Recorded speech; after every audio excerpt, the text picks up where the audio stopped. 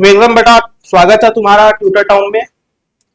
जो कल मैंने थोड़ा बहुत रिवीजन किया था क्लास 10th का, लेकिन आज जो हम रिवीजन करेंगे बेटा वो रिवीजन टॉपिक नहीं है। वो आज हम स्टार्ट कर रहे हैं फिजिक्स का पहला चैप्टर। जो फिजिक्स का पहला चैप्टर यूनिट एंड डायमेंशन होता है, लेकिन हम यूनिट एंड डायमेंशन ना कवर करके पहले बेसिक मैथ के बारे में चर्चा करेंगे। बेसिक मैथ हमारे फिजिक्स के लिए बहुत ज्यादा इंपॉर्टेंट हो जाता है। इतना ज्यादा कि समझ लो जिसको बेसिक मैथ नहीं आ रहा है वो आगे ही नहीं बढ़ सकता फिजिक्स में। ऐसे बहुत इंपॉर्टेंट है मेरे लिए वेक्टर। उसी तरह हमारा छोटा छोटा टॉपिक जो कवर करेंगे बेसिक मैथ में हमारे इस चैप्टर के लिए बहुत ज्यादा इंपॉर्टेंट हो जाता है।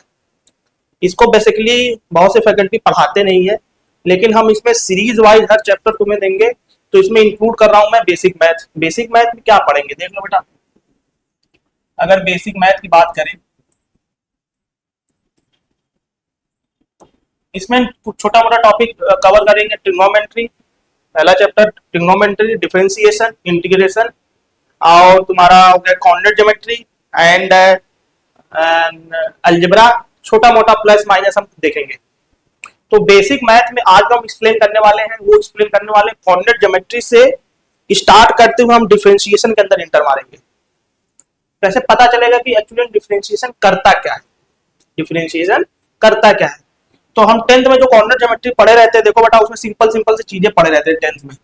10th में जो कोऑर्डिनेट ज्योमेट्री पढ़ते हैं क्या पढ़ते हैं, दो एक्सिस पढ़ते हैं, एक एक्स एक्सिस एक वाई एक्सिस। एक एक्स एक्सिस पढ़ते हैं, एक वाई एक्सिस पढ़ते हैं। इस तरीके से कुछ कहोगे, इस डायरेक्शन में एक्स पॉजिटिव, इस डायरेक्शन में वाई, इस डायरेक्शन में एक्स नेगेटिव, इस डायरेक्शन में वाई नेगेटिव। ये सब हम क्या इसमें पढ़े रहते हैं 10th में। फिर कहोगे छोटा छोटा खाना होता है, एक खाना, दो खाना, तीन खाना, चार, पांच, 6, 7, 8, 9, इधर चला जाता है। इसी तरह इसमें भी होता है छोटा छोटा खाना। इसमें हम क्या बनाते हैं, कोई ग्राफ बनाते हैं, कोई ग्राफ बनाते हैं। हमने कोऑर्डिनेट ज्योमेट्री क्यों स्टार्ट किया है, क्योंकि बेटा कोऑर्डिनेट ज्योमेट्री हमने इसलिए स्टार्ट किया है क्योंकि इसके थ्रू हम डिफरेंशिएशन में एंट्री मार सकते हैं। हेडिंग डाल लो, कोऑर्डिनेट ज्योमेट्री। इसके थ्रू हम कहा एंट्री मार सकते हैं, डिफरेंशिएशन में। इसमें छोटी छोटी चर्चा करेंगे स्लोप के बारे में। मेरा फोकस होगा बेसिकली स्लोप के बारे में। तो पहले समझेंगे कि स्लोप होता क्या है। स्लोप होता क्या है, फॉर एग्जाम्पल मैंने कहा मेरे पास कोई ग्राफ है, कोई ग्राफ है, और इसमें मुझे क्या बनाना था, कोई लाइन कवर करना था। मान लो कि मैंने ग्राफ बनाया और एक लाइन का इक्वेशन लिखा y इक्वल टू mx। ये इक्वेशन ऑफ क्या होता था, लाइन होता था, इक्वेशन ऑफ लाइन हो गया। यहाँ पे m क्या होता था, m होता था स्लोप। कहोगे ये इक्वेशन ऑफ लाइन ड्रॉ कैसे करते थे, कहोगे y इक्वल टू क्या लिखते थे, x इक्वल टू 0 लिखते थे, तो y कितना आता था 0। x इक्वल टू 1 लिखते थे तो y कितना आता था 1, and so on. x equal to 2 पे, x इक्वल टू 2 पे y कितना आ जाएगा 2। ये कब होगा, जब n की वैल्यू कितनी होगी 1। और फॉर एग्जांपल n की वैल्यू 1 है तो मेरा y जो इक्वेशन होगा y इक्वल टू s का ग्राफ। अभी मैं समझाऊंगा कि m होता क्या है। तो कहोगे y इक्वल टू s का ग्राफ अगर ड्रॉ करना है तो कैसे करते थे, y x 0 लेते थे, y लिखते थे, इसी तरह सब लिख के यहाँ पर ड्रॉ करते थे। कहोगे x इक्वल टू 1 पे y 1, ऐसे कुछ आएगा पॉइंट, 2 पे 2, 3 पे 3, और फिर इसको ऐसे मिला देते थे। ये इक्वेशन होता था किसका, लाइन का। किस कौन सा ग्राफ का, y equal to ms graph का, या y equal to s graph का। वहां m क्या लिए है 1, ये स्लोप होता था। तो इस तरह से ग्राफ बनाते थे। बेसिकली इसमें हमको फोकस किस पे करना है, स्लोप पे। फोकस किस पे करना है, स्लोप पे। स्लोप होता क्या है, देखो ध्यान से समझो कि मैंने कहा कि कोई लाइन है उसका स्लोप क्या होता है, कहोगे m ही क्या होता है, स्लोप होता है। इसे क्या बोलते हैं, tan थीटा। इसी को क्या बोलते हैं, tan थीटा। tan थीटा होता क्या है, perpendicular upon base, perpendicular upon base. तो बार बार हमारा फोकस होगा स्लोप पे। स्लोप कैसे एक्सप्लेन करते हैं, कैसे नहीं। तो m क्या होता था, स्लोप होता था। फॉर एग्जांपल मैंने एक लाइन का इक्वेशन लिया, देखो ऐसे लिया, ये मेरे पास कोई लाइंस है, और मेरे पास दो कोऑर्डिनेट दिया हुआ, एक कोऑर्डिनेट दो कोऑर्डिनेट। इसका कोऑर्डिनेट पता है, ये वाई एक्सिस है, ये एक्स एक्सिस है, ठीक है। तो देखो ध्यान से मेरा कि कोऑर्डिनेट, कोई भी कोऑर्डिनेट किसी भी ग्राफ पे बताता क्या है। मैंने कहा कोई कोऑर्डिनेट है, ये मेरा एक्स है, x1 है कॉमा y1, और ये कोऑर्डिनेट कौन सा है, x2 कॉमा y2, ये कोऑर्डिनेट है। तो इसका पहले बात तो मुझे क्या बताना होगा, स्लोप। हम लोग डायरेक्ट फार्मूला पढ़ते थे 10th में, slope equal to tan theta equal to y2 minus y1 upon x2 minus x1। कैसे आता था समझो, कहोगे स्लोप पहले इस कोऑर्डिनेट पता चलेगा, पहले कोऑर्डिनेट बताता क्या है, कहोगे कोऑर्डिनेट दूरी बताता है। कहोगे x इक्वल टू x1 पे दूरी ये कितनी हो गई, x1, और ये दूरी कितनी हो गई ओरिजिन से, x2। तो इसके बीच की दूरी कितनी हो गई, x2 माइनस x1, और ये दूरी कितनी हो गई, होगा ये होगा y2, ये होगा x1, तो ये दूरी कितनी हो गई, y2 माइनस y1। अगर मुझे इसका स्लोप निकालना है, यही तो थीटा होगा, यही तो थीटा होगा।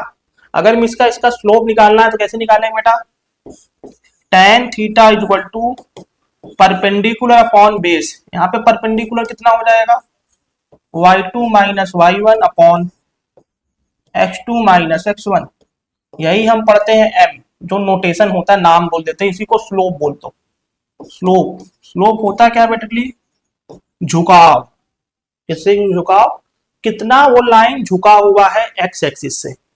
तो फार्मूला ही हम 10th में पढ़ते थे कोऑर्डिनेट ज्योमेट्री में कि स्लोप होता क्या है, perpendicular upon base. Perpendicular coordinate क्या बताता है, कोऑर्डिनेट एक्चुअली में बताता है कि वो दूरी कितना है। जैसे इसका कोऑर्डिनेट है x1 y1, तो ये बताता है ओरिजिन से ये ए वाला लाइन कितना x दूरी पे है, और ओरिजिन से ये वाला लाइन y दूरी पे कितना है। तो ये क्या बताता है, दूरी। तो मुझे इसकी दूरी पता थी, तो मैंने बेस का निकाल लिया, परपेंडिकुलर निकाल लिया। तो स्लोप कितना हो गया, y2 minus y1 upon x2 minus x1। बहुत ध्यान से देखो, हम आगे बढ़ते हैं। देखो कि सर स्लोप आ गया कितना, इतना, एक मिनट। और दूरी, बेटा दूरी का भी फार्मूला हम देखते थे ना कि इसकी दूरी कितनी होगी, दो दो coordinate distance formula, distance formula देखते थे। मेरे डिस्टेंस फार्मूला कुछ है नहीं। देखो ये क्या है, ये मेरा राइट एंगल ट्रायंगल दिख रहा है, इसकी दूरी कितनी है, x1 minus x2 minus x1, इसकी दूरी कितनी है, y2 माइनस x1। अच्छा, राइट एंगल ट्रायंगल का वो हाइपोटेनस का लेंथ निकाल सकते हैं क्या, तो इन दोनों का सेपरेशन कितना होगा, अंडर रूट इसका whole square, x2 minus x1 का whole square plus y2 minus y1 का होल स्क्वायर। ये कैसे मैंने बताया बेटा, वो हाइपोटेनस होगा, इसका लेंथ कितना है, परपेंडिकुलर वाला लेंथ तो y2 माइनस y1, बेस कितना है x2 माइनस 1, तो हाइपोटेनस का मैंने लेंथ बता दिया। दो, इसको बोलते थे डिस्टेंस फार्मूला, दो कोऑर्डिनेट के बीच के डिस्टेंस बोलते थे, दो कोऑर्डिनेट के बीच के डिस्टेंस बोलते थे। देखो बेटा फिजिक्स में हमको स्लोप इतना ज्यादा इंपॉर्टेंट है कि हर चैप्टर में मुझे स्लोप के बारे में चर्चा करना है। तो मेनली हम फोकस करेंगे स्लोप के ऊपर, tan थीटा के ऊपर, कि स्लोप कहाँ कैसे होता है, पॉजिटिव कैसे होता है, नेगेटिव। तो पहले हम स्ट्रेट लाइन के बारे में, स्लोप के बारे में चर्चा करेंगे। स्लोप क्या होता है, झुकाव होता है, किससे, एक्स एक्सिस से। इसी को मैंने सोचते हुए आगे बढ़ा कि ये जो मेरा स्लोप है, ऐसे मैंने कोई इक्वेशन दिया, for example y equal to mx plus C. यहाँ पे m क्या है, स्लोप है, यही क्या है, tan थीटा है, यही क्या होता था, परपेंडिकुलर अपॉन बेस। बहुत ध्यान से समझो, ये क्या है, ये इक्वेशन ऑफ लाइन बताते थे हम, ये इक्वेशन ऑफ लाइन, ये इक्वेशन ऑफ लाइन। कहोगे इसका इक्वेशन ड्रॉ कर सकते हैं क्या, हाँ इसको हम ड्रॉ कर सकते हैं, किसमें, ग्राफ में। ग्राफ में कुछ ऐसे बनाते थे, ये एक्स एक्सिस, ये वाई एक्सिस। बहुत ध्यान से देखो बेटा, ग्राफ बनाते समय y equal to mx plus C का जब ग्राफ बनाते थे तो पहले क्या करते थे, x को 0 रखते थे, तो y कितना आ गया, c के बराबर, c फॉर कैट। इसी तरह बेटा y 0 करते थे तो s कितना आ गया, सी बाई एम। अब इसको दो पॉइंट मिल गए तो क्या मिला सकते हैं क्या? सॉरी, यहाँ पे आएगा -c/m। तो कहोगे वाई एक्सिस पे तुम्हारा क्या होगा? c, ये कट करेगा c पे, तो ये दूरी कितनी होगी? c/m। कहोगे एक्स एक्सिस इधर पॉजिटिव इधर नेगेटिव, तो कहोगे c/m थोड़ा इसका कम दूरी होगी, क्योंकि c बड़ा होता है c/m से, तो c/m मेरा ये आ गया नेगेटिव में। ये मेरा स्लोप हो, ये मेरा लाइन हो गया ऐसे, ये मेरा लाइन हो गया। तो सर इस पे tan थीटा कैसे लिखे? तो कहोगे थीटा तो यही होगा ना इसका। आओ सर tan थीटा कैसे लिखेंगे? tan थीटा लिखेंगे बेटा perpendicular upon base. tan theta कैसे लिखेंगे? Perpendicular upon base. तो कहोगे एक चीज तो क्लियर दिख रहा है सर, ये मेरा परपेंडिकुलर है, ये मेरी दूरी कितनी है? बेस की दूरी है, तो tan थीटा क्या होगा? c/m। tan थीटा कितना हो गया? m। बहुत लोग को सोच रहे होगा सर ये तो माइनस में है, लेकिन बेटा दूरी की बात कर रहे हैं तो दूरी के बारे में हम -c/m नहीं लिखते। क्यों? अभी समझ में आएगा, क्योंकि हम दूरी के बारे में चर्चा कर रहे हैं। इसी तरह मैंने एक इक्वेशन दिया, इसी को एक इक्वेशन दिया y = -mx + c। अब इसका स्लोप कैसे निकालेंगे? और इसका भी स्लोप निकाल लेंगे, तो पहले निकालते ड्रॉ करोगे इसको, और इसको भी ड्रॉ करते हैं, x एक्सिस y एक्सिस, इसको ड्रॉ करेंगे बेटा x0 तो y कितना हो गया? c, x0 तो y c, फिर y0 तो x कितना हो गया? y इधर चला जाए c/m। ये दो पॉइंट मिला, इसको मैंने एक लाइन ड्रॉ कर दिया।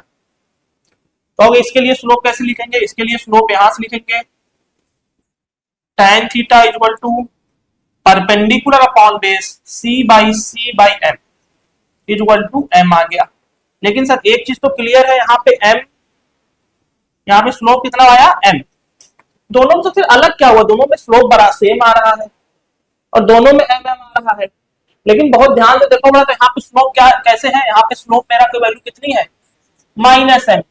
यहाँ पे स्लोप की वैल्यू कितनी है? और कैलकुलेशन की मेरी वैल्यू कितनी आ रही है? m।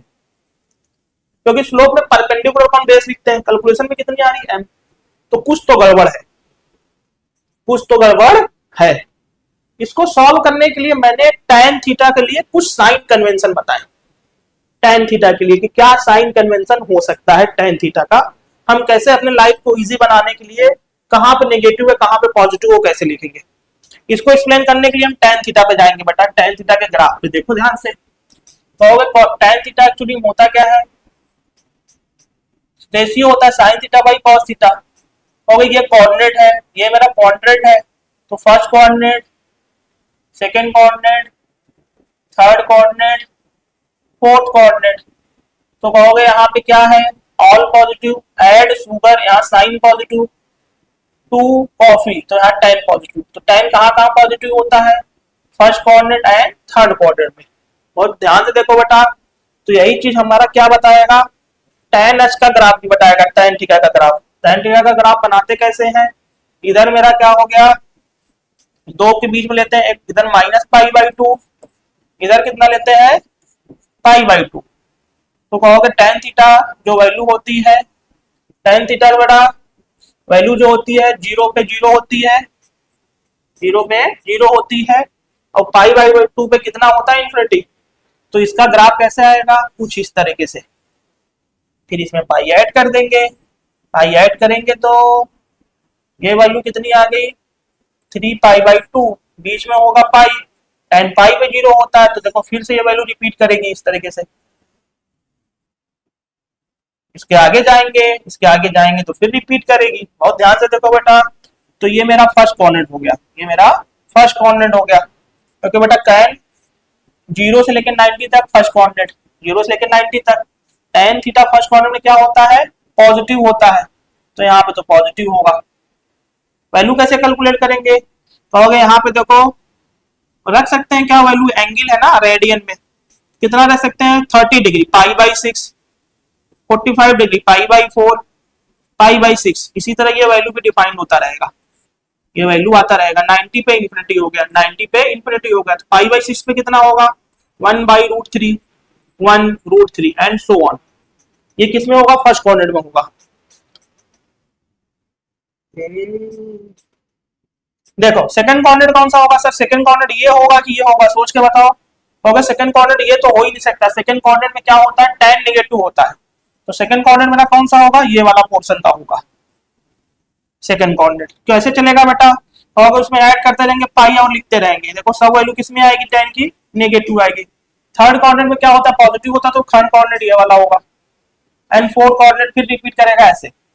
तो ये चीज तो पक्का है sir, tan theta first quadrant में क्या होता है? पॉजिटिव होता है, और सेकंड क्वाड्रेंट में नेगेटिव होता है। तो मेरा दिमाग ठनका। तो ऐसा कुछ ले लेते हैं कि मेरा काम बने। जो पिछला वाला ग्राफ था बेटा, देखो एक ग्राफ ये था, एक ग्राफ ये था, एक ग्राफ ये था। तो मैंने सोचा कि कुछ फिक्स कर देते हैं। हमने क्या क्या फिक्स किया? देखो बड़ा ध्यान से कि सर ये मेरा एक्स एक्सिस है, ये वाई एक्सिस है। हम इस पर दो चीज फिक्स करते हैं कि tan थीटा अगर कोई भी लाइन एंटी क्लॉकवाइज, किधर से बेटा? एंटी क्लॉकवाइज कैसे मानेंगे? एंगल पॉजिटिव मानेंगे जब थीटा लेस देन 90 डिग्री होगा। ऐसे क्यों बोला? कहोगे एंटी क्लॉकवाइज चलोगे तो ये फर्स्ट कोऑर्डिनेट में आएगा, फर्स्ट कोऑर्डिनेट में आएगा। फर्स्ट कोऑर्डिनेट tan पॉजिटिव, तो एंगल क्या है यहाँ पे? Theta less than 90। तो एंगल क्या मानेंगे? स्लोप क्या मानेंगे? पॉजिटिव। इसी लाइन को मैंने ऐसे ड्रा कर देता, ऐसे ड्रॉ कर देता, तो कहोगे एक्स एक्सिस से anti clockwise theta is greater than 90, theta is greater than 90, तो नेगेटिव होगा बेटा तब slope theta is greater than 90। हम कैसे निकालें? Anti clockwise. इसी तरह बेटा इसका स्लोप बताओ। कहोगे यहाँ पे थीटा एक्स एक्सिस से झुकाव कितना है? थीटा इज लेस देन 90, तो यहाँ पे स्लोप क्या आया? पॉजिटिव। इस वाले में देखो बेटा, कहोगे एंटी क्लॉकवाइज एक्स एक्सिस से theta is greater than 90, slope क्या होगा? नेगेटिव। तो मैंने गलती किया, यहाँ पे नेगेटिव मुझे लगाना हुआ। तो हमने दो चीज क्लियरिटी हुई कि स्लोप का साइन, स्लोप का साइन हम एंटी क्लॉकवाइज चल के देखेंगे, और स्लोप निकालने का फार्मूला क्या होता है? Perpendicular upon base. ये किसमें पकड़ना है? स्ट्रेट लाइन में। ये किसमें पकड़ना है? स्ट्रेट लाइन में। थोड़ा थोड़ा चमका कि कैसे क्या चलना है, कैसे क्या करना है। फॉर एग्जाम्पल मैं आगे बढ़ता हूं, थोड़ा सा देखो।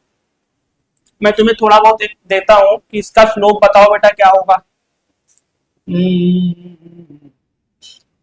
मेरे पास कुछ इक्वेशन बना देता हूं। देखो फिजिक्स में जो आया हुआ क्वेश्चन है, फिजिक्स में एक क्वेश्चन आया हुआ था बेटा कि v equal to E minus I R. ये क्या लिख दिया सर? v मेरा क्या था? पोटेंशियल डिफरेंस था। E क्या था? ईएमएफ था। और R क्या था? इंटरनल रेजिस्टेंस था। और I क्या था? करंट था। ये मेरा इक्वेशन होता है, एक बार एग्जाम में पूछा हुआ है, तो हम इस तरह से बता देते हैं। तो इसका बेटा इक्वेशन बना के उन्होंने पूछा था फाइंड स्लोप, फाइंड स्लोप, इसका स्लोप बताना था। इसका स्लोप कैसे बता पाओगे? कब बताना पड़ेगा? इसका स्लोप कब बताओगे? कहोगे वाई एक्सिस क्या है और एक्स एक्सिस क्या है। वहां गिवन था कि बेटा v क्या है? वाई एक्सिस पे लोगे, और i किस पे लोगे? एक्स एक्सिस पे। मतलब वेरिएबल हमको दे रखा था, तो ऐसे बना लो, ऐसे बना लो। बहुत ध्यान से देखो बेटा। तो ये क्या हो गया मेरा? Y axis, Y equal to, ये मेरा क्या हो गया? c माइनस आई हमारा वेरिएबल है, तो आई को x मानो, r इंटरनल रेजिस्टेंस मेरा क्या होगा? स्लोप। बहुत ध्यान से देखो बेटा, कोई स्मार्ट होगा तो पहले ही पकड़ लेगा, इसका जो स्लोप होगा कितना होगा? माइनस आई एम एक्स होता था ना, तो इसका स्लोप होगा माइनस आर, इसका स्लोप होगा माइनस आर। चलो हम इक्वेशन का लाइन बना के देखते हैं कि सर क्या कैसे करना है। इक्वेशन का लाइन बनाएंगे तो बेटा देखो, ये मेरा वाई एक्सिस है, ये मेरा एक्स एक्सिस है। वाई एक्सिस में क्या है? पोटेंशियल है। एक्स एक्सिस क्या है? इंटरनल रेजिस्टेंस है। पहले लाइन का ड्रा करो बेटा। एक्स को जीरो मानो, वाई लिखो। एक्स को जीरो मानोगे, एक्स मतलब आई को जीरो मानो, तो v इक्वल टू क्या आ गया? ई आ गया। इसी तरह बेटा v को जीरो मानो तो I equal to E by R हो गया, ई बाई आर। तो कहोगे इसको ड्रॉ कर लेंगे क्या, कहोगे वाई एक्सिस पे आई 0 है तो वैल्यू आ गई ई की, और एक्स एक्सिस पे वी 0 है तो वैल्यू आ गई ई बाई आर, दोनों का लाइन बना दो। तो कहोगे स्लोप कैसे निकालेंगे, यही मेरा थीटा होगा, तो tan थीटा कैसे लिखेंगे, tan theta equal to perpendicular upon base, perpendicular कितना है ई, बेस कितना है ई बाई आर, वैल्यू कितनी आ गई आर। साइन कैसे देखेंगे, एक्स एक्सिस से anti clockwise, theta is greater than 90 degree, तो स्लोप क्या होगा, नेगेटिव होगा, काम खत्म। ये सब छोटी छोटी बातें बेटा अगर तुम्हें फिजिक्स पढ़ना है तो हमें स्लोप अच्छे तरीके से निकालना आना चाहिए, नहीं तो मामला फंसेगा, और फिर जब तुम फंसोगे तो वो सब यहाँ कोई बताने वाला नहीं होगा। इसलिए हम बेसिक मैथ्स फिजिक्स स्टार्ट कर रहे हैं कि कैसे स्टार्ट करना है। अभी तक हमने 10th में इतना पढ़ा था कि स्लोप निकालते कैसे हैं, वैसे वैसा वैसा वैसा, लेकिन बेटा हमारे जो एग्जाम है फिजिक्स अगर देखा जाए जेई मेंस या एडवांस या नीट के लिए स्ट्रेट लाइन का तो आएगा ही नहीं। रियलिटी में आता क्या है, रियलिटी में हमारा जो आएगा बेटा वो कुछ इस तरह से ग्राफ आएगा। देखो एक ग्राफ मैंने लिया, हमने कहा इसको ड्रॉ करो, y equal to X square. बहुत स्मार्ट बच्चा होगा तो बोल देगा कि sir y equal to X square क्या होता है, पैराबोला होता है, पैराबोला होता है। तो मुझे पता ही नहीं था, हम तो 10th के बाद आए हैं, चलो सर हमको हाँ, लेकिन मुझे बनाना तो आता है। तो कहोगे x इक्वल टू 0 पे y 0, x इक्वल टू 1 पे y कितना हो जाएगा 1, इसी तरह x इक्वल टू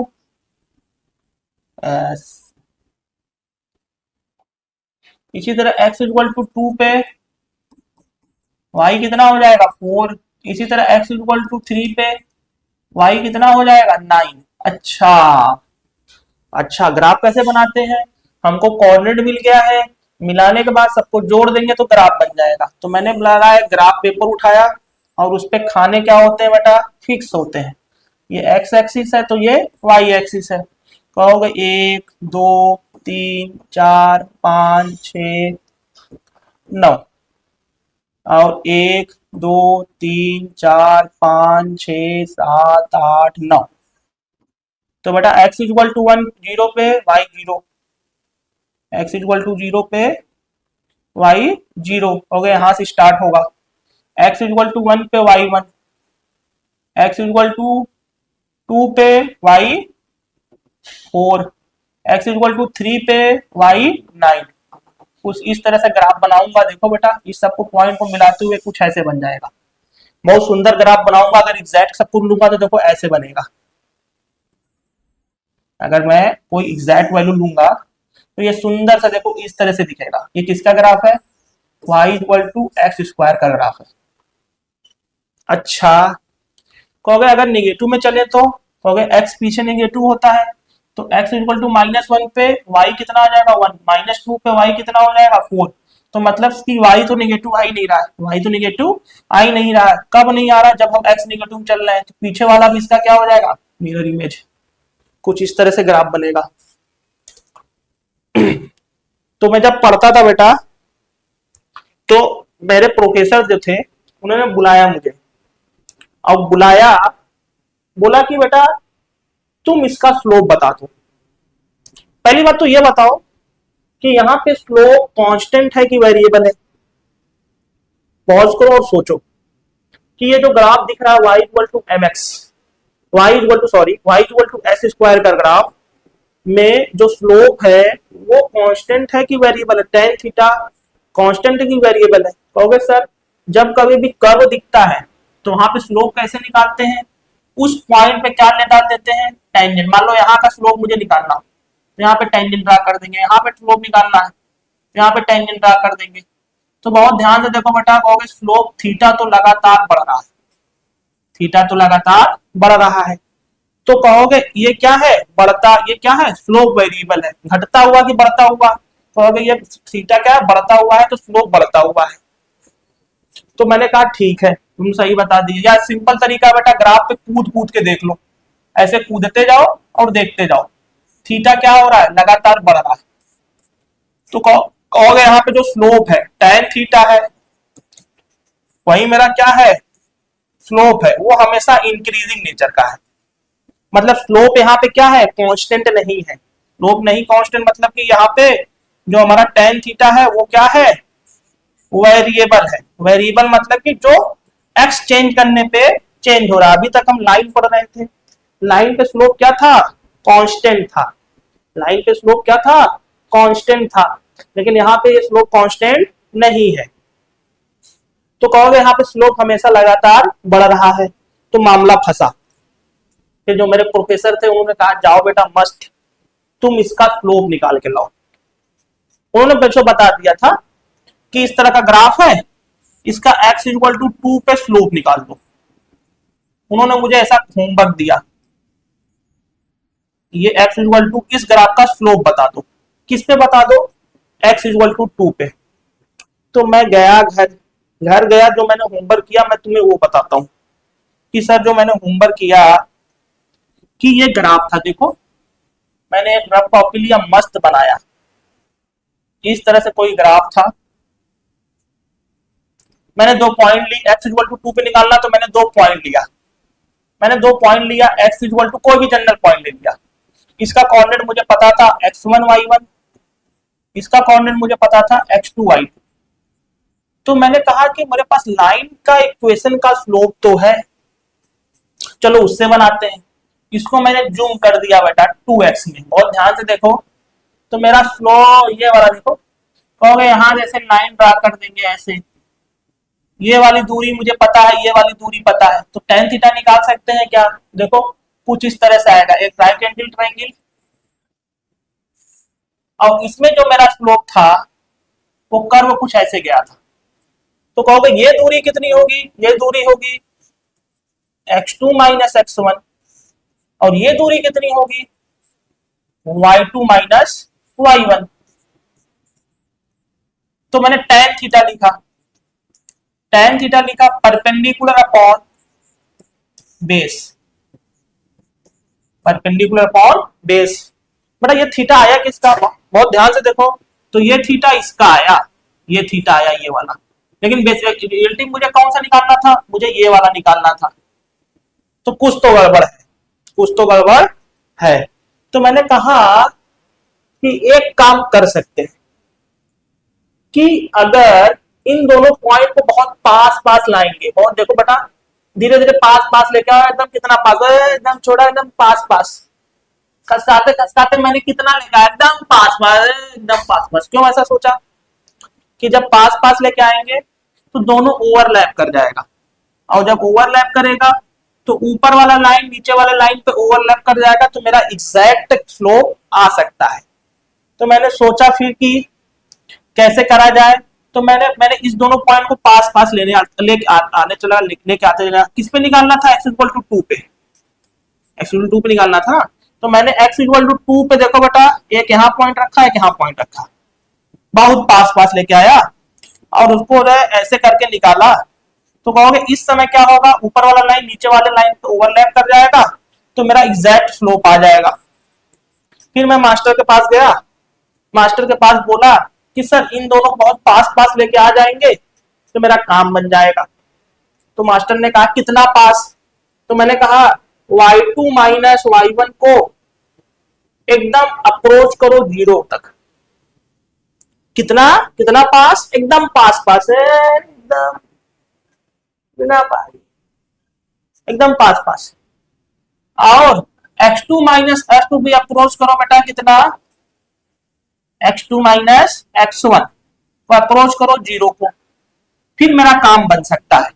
तो मेरे प्रोफेसर ने कहा तब तो बेटा ये तो 0 बटा 0 हो जाएगा, नील बटा सन्नाटा आ जाएगा, अंदर आंसर क्या आ जाएगा, नील बटा सन्नाटा, और कुछ होगा भी नहीं। तो मेरे प्रोफेसर ने कहा ये तुम्हारा सोच तो सही है कि दोनों पॉइंट को बहुत पास पास लेके आएंगे, जो ऊपर वाला लाइन है नीचे वाले लाइन पे ओवरलैप कर जाएगा, तो मेरा काम बन जाएगा।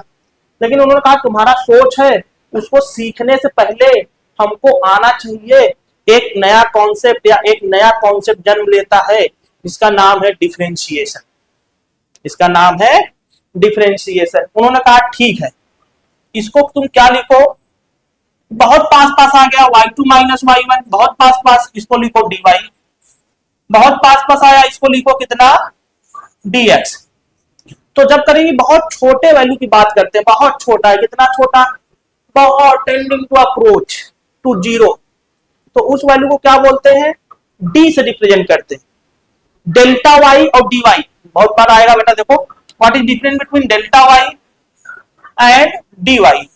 तो कहोगे डेल्टा y होता क्या है, y2 माइनस y1, और dy क्या होता है, बहुत छोटा, बहुत छोटा वैल्यू, किसरा बेटा, y2 माइनस y1 का बहुत छोटा वैल्यू, इतना कि हम देख अपने आंखों से देख नहीं सकते, बहुत छोटा। इसलिए कहा कि अब तुम जब tan थीटा निकालोगे बेटा, तो जो tan थीटा का वैल्यू आएगी वो dy बाई dx होगी, वो क्या होगी, dy बाई dx। तो मैंने अपने प्रोफेसर से पूछा, सर ये तो नया नया टर्म दिख रहा है dy, देखो बेटा वो एक ही टर्म है dy, उसको बोलते हैं डिफरेंशिएशन। अब बेटा जब कभी भी वेरिएबल ग्राफ का स्लोप निकालना होगा तो हम स्ट्रेट वाला लाइन वाला कॉन्सेप्ट नहीं लगाएंगे, परपेंडिकुलर अपॉन बेस। यहाँ क्या लिखते हैं, dy by dx, dy by dx मतलब कि ये टेंडिंग टू जीरो, ये टेंडिंग टू जीरो, तो नया टर्मिनोलॉजी लिखते हैं dy और इसको लिखते हैं dx। तो यहाँ एक बेटा नया जो हमारा, इसको सॉल्व करने के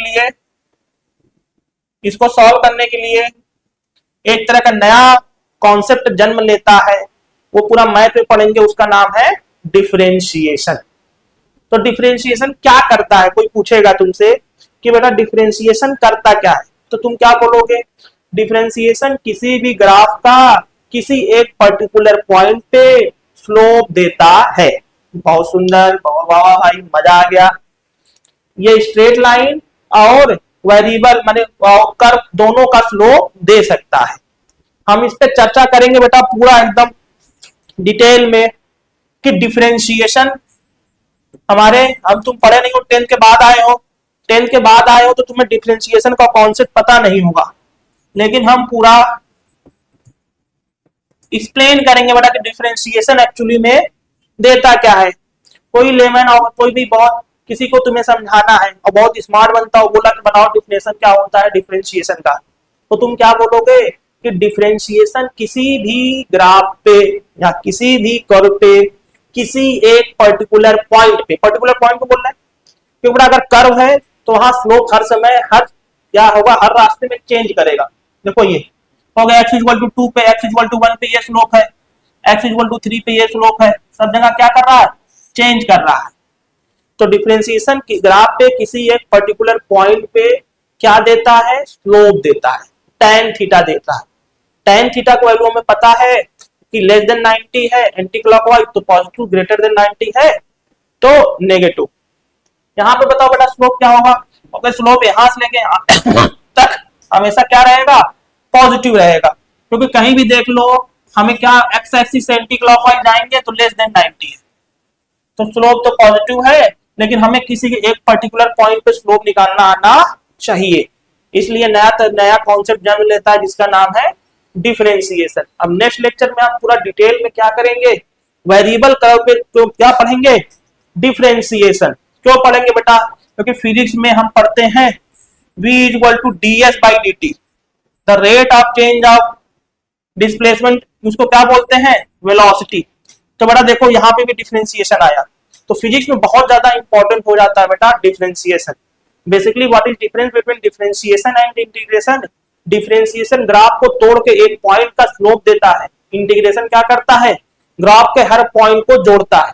तो सिंपल भाषा में ये कह सकते हो कि डिफरेंशिएशन तोड़ता है और इंटीग्रेशन जोड़ता है, इंटीग्रेशन जोड़ता है। इसलिए बेटा हम पूरा फोकस करेंगे, क्योंकि अगर डिफरेंशिएशन और इंटीग्रेशन नहीं आएगा तो तुम्हें कम से कम 30 से 40% तक फिजिक्स गायब, पूरा न्यूमेरिकल जेई मेंस एडवांस का गायब, क्योंकि डिफरेंशिएशन इसमें बहुत ज्यादा इंपॉर्टेंट रोल प्ले करता है बेटा। हर जगह डिफरेंशिएशन, हर जगह इंटीग्रेशन करेंगे हम। तो डिफरेंशिएशन क्या करता है, किसी भी ग्राफ को तोड़ता है, इंटीग्रेशन क्या करता है, जोड़ता है। धन्यवाद, हम कल मिलते हैं डिफरेंशिएशन के चैप्टर के साथ। आज हम क्या पढ़े, स्ट्रेट लाइन का स्लोप।